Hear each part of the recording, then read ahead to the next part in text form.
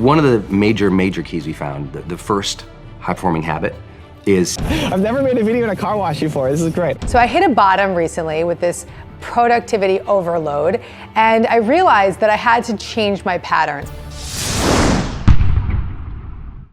Rise and shine. It's espresso time. Hey, it's Carmichael, and I am not a morning person, but when you start your day with an inspiring routine every day, like maybe watching these videos, it will change your life. So good morning, know that I believe in you, grab your coffee, and get ready for a shot of Entspresso from Brendon Burchard.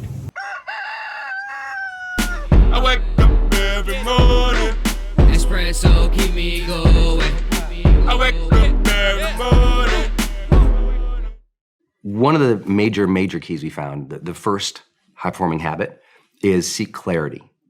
And what we found is one of the practices that high performers do is they define the feeling they're after.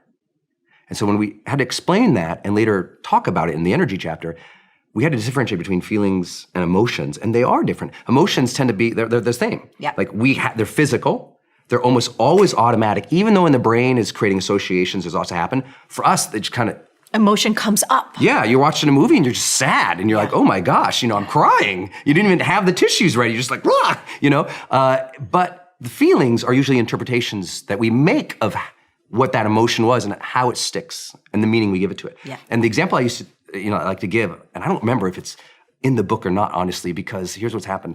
This book is 400 pages. It was 1,481 when I finished. Baby, you edited it down. Yes, and it was 1,481 good, complete. Yes. Like it was like awesome. Yes. But I was like, that's gonna freak people out. So we're publishing a bunch in academic journals later and then stripped it down to 400 pages so it's more readable and fun and orientable. So I can't remember if this one actually made it in there, but the example I like to give is if you and I go to a haunted house. Yeah. Which I love. I love them, and they scare me the crap. But if you and I walk around, you walk around one of the walls in a haunted house, someone jumps out at you. Yeah. You and I are both gonna jump. Yes. We are emotionally going to experience fright immediately. It's gonna be there, right? But I might be freaked out for the next 5 minutes, and you might be laughing. Why? It's the meaning and the feeling that we've defined it as. That's fine for everybody.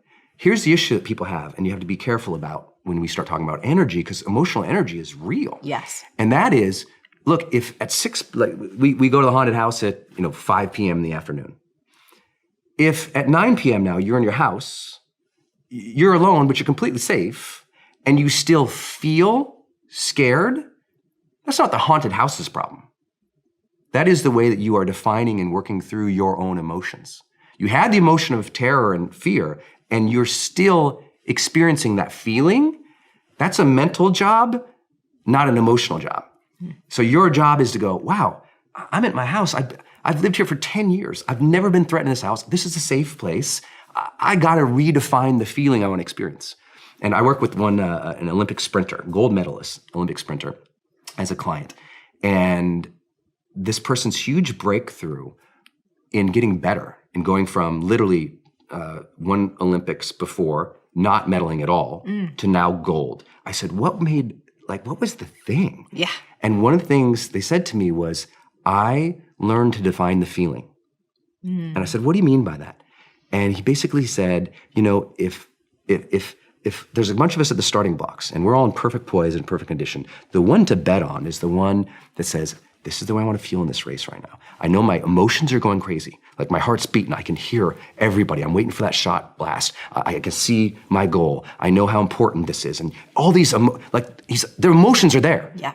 But that person's defining the feeling going, I'm going to feel centered now. I'm going to get myself in the zone now. Even though the emotion of anxiety is there for all Olympic level competitors, all of them.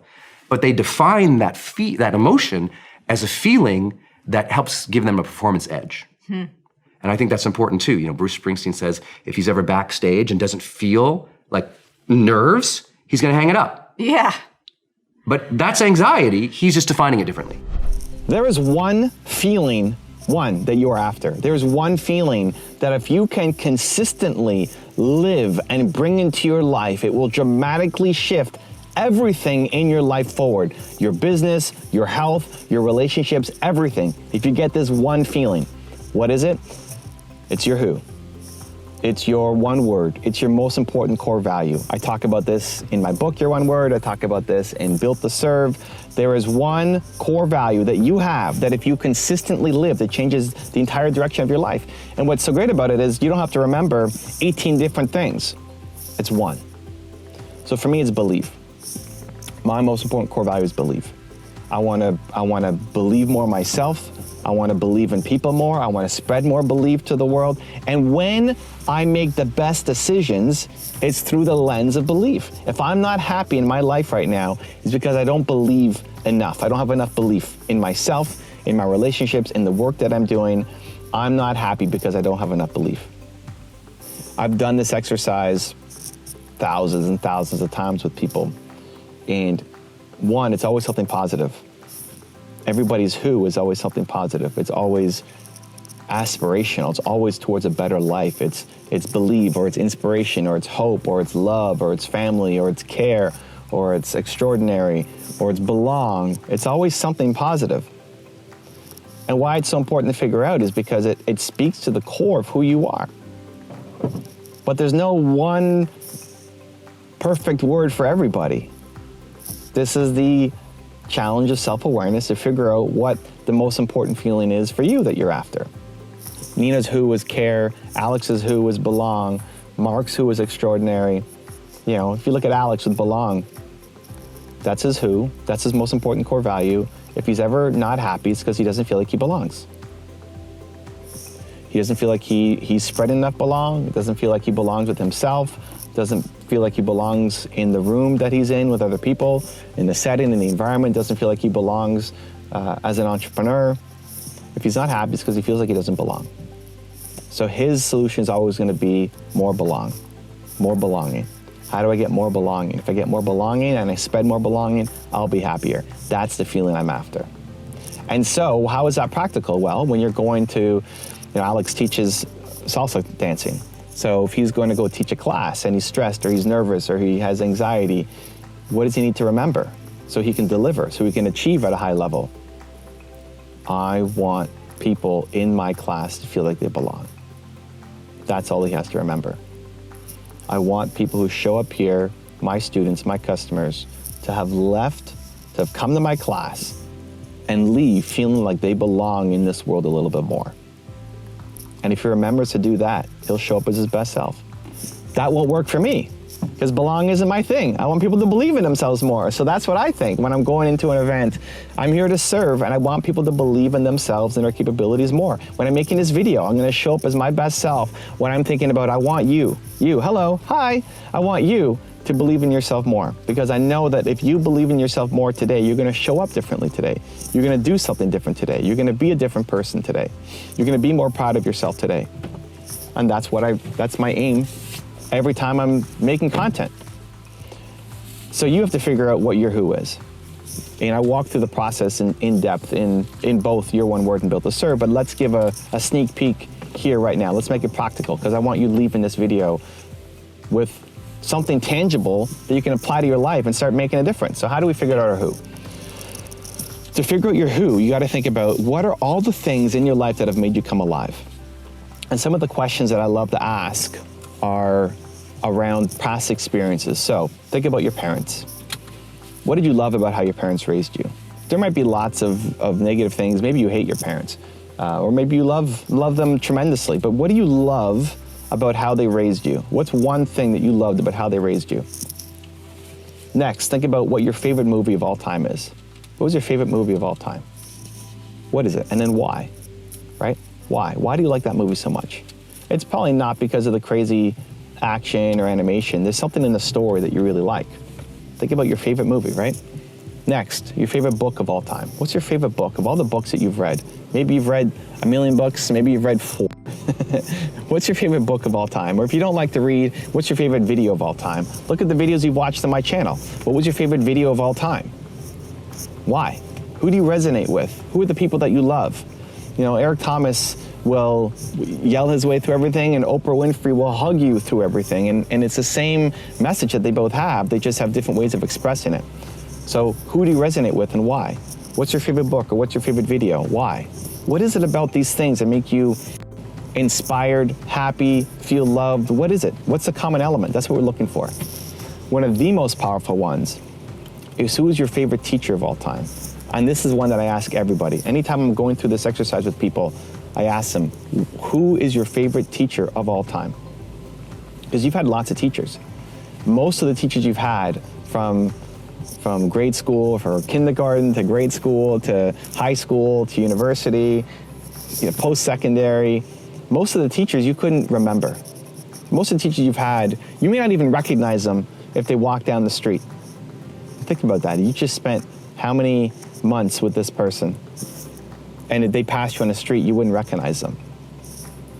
Most of them you wouldn't know who their names are anymore. But there's usually 1 to 3 teachers that stood out. But one in particular. Who's that person? How did they impact your life? Why are they so special to you? It's not because they taught you grade 10 French or grade 7 math, right? They made you feel different about yourself. They made you feel more courageous, more bold, like things were possible. They gave you hope, but what was it specifically about that person? So if I go through my history, answering some of those questions, my parents, what I love about them the most is that they taught me that I'm Evan Castrilli Carmichael and I can do anything that I believe that I can. Please enter your code. We're getting a car wash. Nina's getting us set up. I look at my favorite movie of all time, it's Seabiscuit. Why Seabiscuit? Seabiscuit's about this horse that's too small and a jockey that's too big and an owner that has no money, and they're in the middle of a Great Depression, and they somehow all find each other and start winning all these races against the big horse that is supposed to win. It's big, it's got all the money, it got the jockey, the pedigree, all of it, and somehow they win. Somehow Seabiscuit wins. And I've seen that movie so many times, and it's a pretty cheesy movie. I don't know, I don't know that it won any awards, maybe it did. I don't know that it has the best acting or has the best cinematography or has the best storyline, but there's just something about it that I love. Why? It's belief. It's that this little horse and this big jockey and his broke owner could all find each other and win, My favorite entrepreneur of all time is A.P. Giannini. He's one of the 5 pictures behind me on my wall in my office, in my studio, because he was the believe banker. He bet on people when nobody else would. He gave money to people based off of a handshake and a look in their eye. He judged the man's character by the number of calluses on his hand. He was the first guy to try to lend money to immigrants on a mass scale in America, because banks wouldn't lend money to immigrants. They didn't think they would ever pay it back. He gave Walt Disney the money to start Snow White, his first feature film, when at the time cartoons were these short 2-3 minute videos at the start of a movie. People wouldn't want to watch a full-length cartoon. Are you crazy? And Walt Disney went to A.P. Giannini, and that was the guy who gave him the money to do Snow White. I love all the stories. I love A.P. Giannini. It's weird to have a banker, I think, as your favorite entrepreneur, but he was the believe banker. He was the guy who bet on the little guy. He believed in them when nobody else would, and I love that. And then my favorite question about the teacher, my favorite teacher of all time, her name was Madame Farr. And she was my French teacher, but she was also my, I forget what they called it. We were assigned in our last year of high school, we were assigned a kind of a mentor, personal time with a teacher at the school. And every teacher had a certain number of students that they met with. And most people didn't really meet with their mentor. Most people didn't really spend that much time, but Madame Farr, she spent every week, we had time together. Every week, one of the mornings before school started, we'd always meet and just talk about life, talk about where I was at, talk about how I was doing in school and how things were going. And it was in that year that my standards started to shift. Up until that point, I was a B and C student. I wasn't failing, I wasn't a bad student. My sisters always got A's, and I would always get B's and C's. But up until that point, and hopefully the sound is okay, we're going through a car wash. Up until that point, I was a B and C student. I met her every week, And I don't remember really any specific conversation that was so life-changing. But I remember looking forward to our meetings. And I didn't even think it was weird that we were meeting every week when all of my classmates barely, if ever, met their teacher mentors. But I remember how she made me feel. And she made me feel like it was possible. Look at this. Look, look, it's coming. The first round is the soap. She made me feel like it was possible. She made me feel belief. She made me feel hope. She made me feel like I could do it, that I wasn't dumb, you know?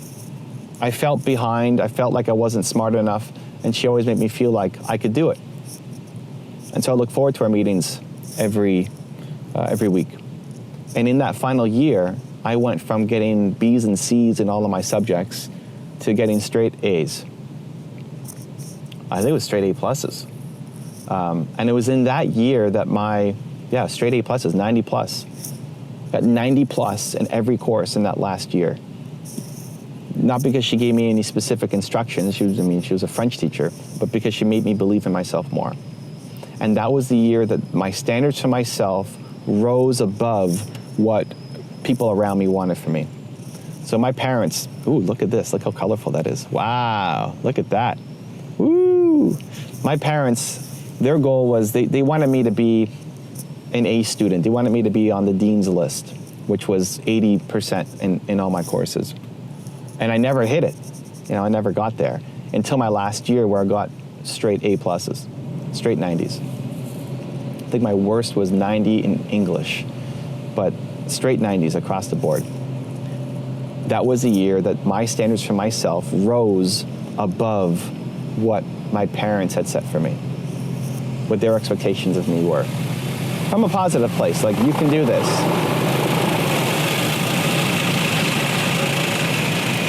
That you can do this. You're Castrelli Carmichael. I've never made a video in a car wash before. This is great. I hope the audio is coming out okay. And it just showed me how important it was to have the right people in our lives. So as I go through that exercise, and I'm trying to find my who, if I look at Madame Farr, if I look at Seabiscuit, if I look at A.P. Giannini, if I look at my parents, what's the common theme through all that? The common theme is believe.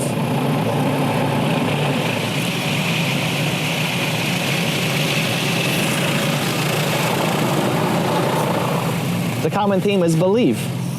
Believe in yourself and believe in others. And why that's so important is now I have a plan going forward. This is the revolution behind your one word.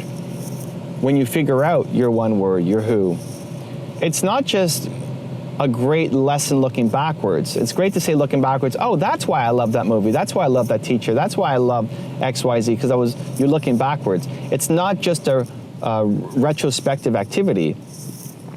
It's actually the plan going forward. It's that in the future, to create a better life, now it doesn't have to be an accident for me. Now I can design a better life with intention, with purpose. What's this? What's this layer, Nina? Just water? Cooling. Cooling? Oh, cooling. Polishing. Polishing. Ooh, we got the fancy one. Polishing. I can design a better life going forward. I know that if I'm not happy, it's because I need more belief. Again, need more belief in myself and need more belief for the people around me. Need to inject more belief into the world. And so you can do the same thing. Define the feeling that you're after. The feeling that you're after is your who, your most important core value. You want more of that. You need more of that. And when you figure that out, I think it's one of the most important activities that you can ever do in your life, ever. Some people get their who right away. We're going through the dryer now, so let's see how loud it gets. Some people get it right away. Some people have the self-awareness, and right away they figure out their who. It's like, this is who I am. I know it. And some people, it takes them a little bit of time to go through, but if it takes you 2 weeks to figure it out, you do the activities over and over and over and over again. Look, I'm going to show the machine. Where's the machine? It's coming. There it is. There's the dryer. Thank you, dryer. Grateful for you. If it takes you 2 weeks to figure it out, I think that's super valuable. Because your who is with you for the rest of your life. The feeling of belief that I'm trying to create in myself and others doesn't go away. I'll be 150 years old still wanting to spread more belief and still needing to believe more in myself too. So, yes, you define the feeling that you're after.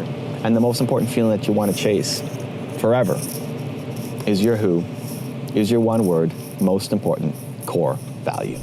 Now I've got a really special bonus clip that I think you're gonna enjoy. But before that, it's time for the question of the day. I wanna know, what was your single biggest takeaway from this video and your plan of action in the next week? When you watch a video and you just get motivated, the science says you have a 35% chance of following through. But when you get motivated and actually make a plan of action for what you're gonna do, you go from 35% to 91% chance of following through. And when you commit publicly, like in the comments below, you jump to 95% chance of following through. I want that to be you. I want you to be the person who actually follows through. So question of the day is your single biggest takeaway and your plan of action for the next week. Let me know down in the comments below so we can celebrate you. Listen, humans are built to serve. Some people are built to serve the world, others want to serve the 25 people closest to them. But in either case, humans are built to serve. So if you're not happy right now, it's because you're not serving enough. You got to pick up this book because it's so inspiring to remind you that we're all here to contribute, to make a difference, to make an impact, and this is your field guide for that. Many of us have issues with productivity. Maybe we are overly productive, but we're feeling burnt out all the time, or we're not productive at all because we don't know where to start. I found personally, being in business for myself for the last 20 years, that I have been a little overly productive. I almost did too much, and I was constantly multitasking and making things happen and just moving so fast that ultimately I really burnt out. And I started feeling brain fog, I was feeling disoriented, I couldn't focus, I was feeling like, even though I for so many years was priding myself on the fact that I could get so much done at one time, I actually don't think I was being nearly as productive as I could have been. So I hit a bottom recently with this productivity overload, and I realized that I had to change my patterns. I had to change my ways. I was then blessed. I said a prayer. I said, I need some help with my brain fog, and I need some help with my productivity issue. And I, that day, got an email from the Dr. Oz show asking me to come on and do a segment with this lovely author and Dr. Mike Dow. And me and Mike had been in touch for many years, just because he had been an author. We were published by the same publishers. And Mike had written a book about brain fog. So that day, I'm like, thank you, universe. You're giving me exactly what I need. I go on Dr. Oz with Mike, and I'm backstage with him, and I'm like, listen, I'm feeling so chaotic, and I'm multitasking so much, and I feel like I've got brain fog, and I'm forgetting things. And he looked at me and says, how much are you doing at one time? And I said, oh, Mike, I'm doing a million things at once. I have 1,000 tabs up on my screen. And he's like, these are big brain no-nos. And they're also productivity no-nos, is what he said. Because he said that the more I try to do and the more I try to multitask, the less I'm actually getting done. So he gave me a tip that I want to share with you that has changed everything for me. And his suggestion was to just do 5 things a day. To make a list of the 5 most important things that I need to do that day and not do number 2 until I've completed number 1. And then once I complete number 1, move on to number 2, then on to number 3. And if I don't get through all 5 in one day, I'll just pick up the 5th the next day, or wherever I left off, I'll pick up the next day. And to really stick to that list and not move back and forth and not try to make a million other things added on to that list, and just be really committed to that 5-task list. I did it. I started to just be very clear about the 5 things I was doing in a day. I told my team. I made a list in my base camp, which is where we keep all of our notes. And I made it really clear to myself, these are the only 5 things I'm doing throughout the day. As a result of making it super clear and conscious to myself that I was only going to do 5 things, I have been more productive. I have created more, I have been more intuitive, I have been more inspired, and I've been more creative. If you want another awesome Brendon Burchard video, check it out right there next to me. I think you'll enjoy it. Continue to believe, and I'll see you there. 18 months later, after her crawling under the bills, I made $4.6 million. You need to stop being selfish, get out of your own head, and recognize that you're here to serve.